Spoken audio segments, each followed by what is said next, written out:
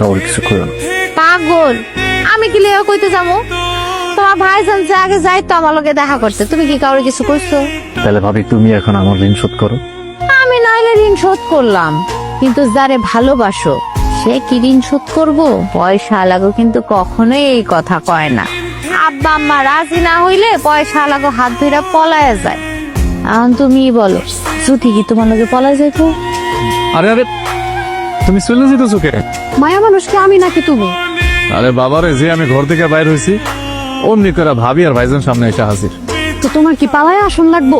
তাহলে বোরকা কইরা এটা বেকার মানুষ তো বোরকাই পড়তে হইব। তুমি এত তেজ দেয় গেছো কেন?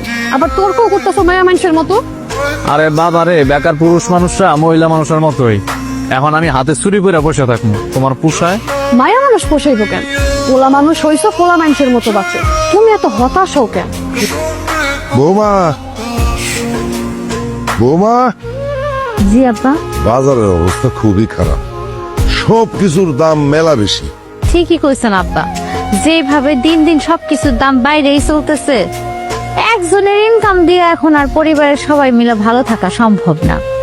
জামিল যদি বিষয়টা একটু বুঝতো আর দুইটা পয়সা ইনকাম করতো, তাইলেই তো আপনার এত কষ্ট হইতো না আব্বা। আর আপনার ছোট পোলা সারাদিন টই টই কইরা ঘুরে বেড়ায়, আপনার বড় পোলাও যদি এরকম ঘুরে বেড়ায়, তাইলে তার সংসারে খাওয়ান দাওয়ান বন্ধ হয়ে যেত। ঠিকই বলছো। তোমার কি মন খারাপ লাগে না? মন খারাপ না হওয়ার কোনো কারণ আছে?